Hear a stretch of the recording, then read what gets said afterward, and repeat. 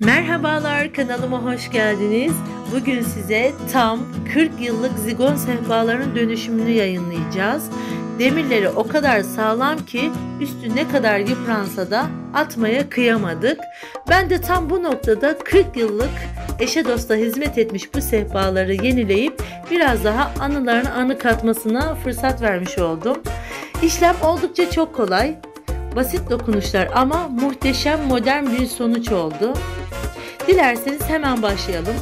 Öncelikle tahtaların vidalarını yerinden söküp paslanmış demirini zımpara yardımıyla zımparalıyoruz.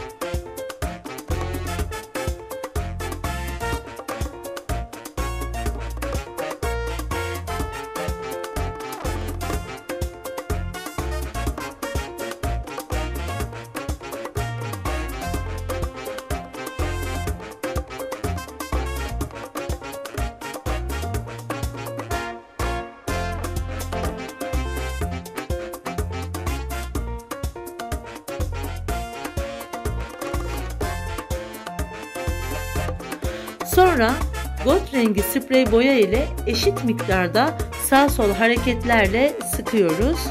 Eşit olmasına dikkat edin. Bir yeri daha fazla yoğun olarak boyamayın. Yoksa objemizin çirkin görünmesine sebep olur bu. Bunu birkaç kat uyguluyoruz. Katları atarken kuruduktan sonra diğer katı atmaya özen gösteriyoruz.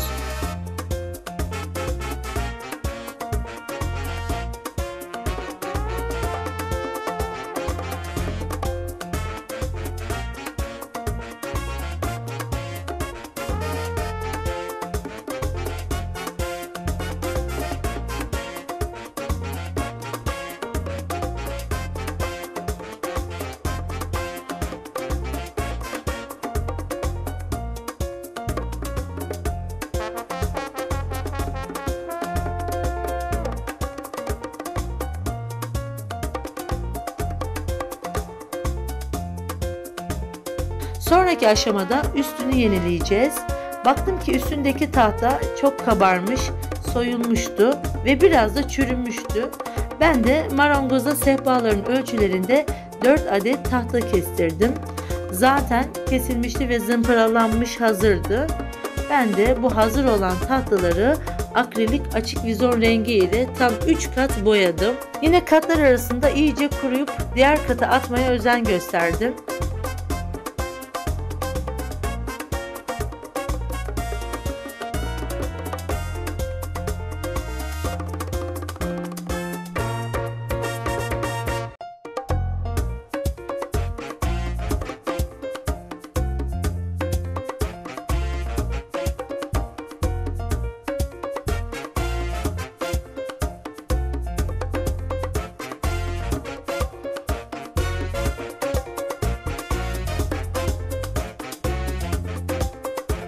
Şimdi son aşama vernikleme aşaması.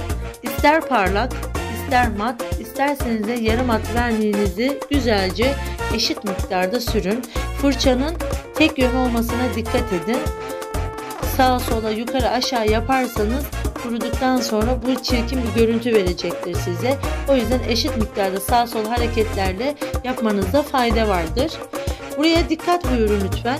Vernikleme aşaması önemlidir çünkü sürekli kullanılan bir eşya olduğu için vernik katını oldukça fazla atmanız eşyanın ömrünü uzatacaktır. Yani en aşağı 14 kat vernik kafi gelecektir size.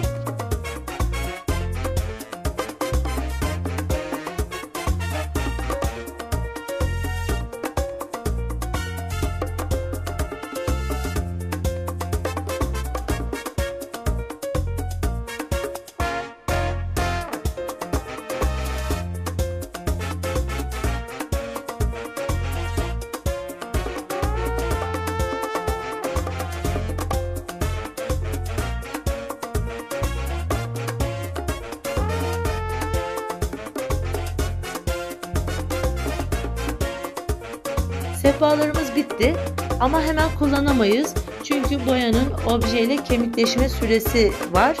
Bunu beklememiz gerekiyor ve bunun için en az 15 ila 30 gün beklemenizde fayda vardır. Ondan sonra dilediğiniz gibi sehpalarınızı kullanabilirsiniz. İşte bu kadar. Umarım videomu beğenmişsinizdir. Videomu beğenip kanalıma abone olmayı unutmayın.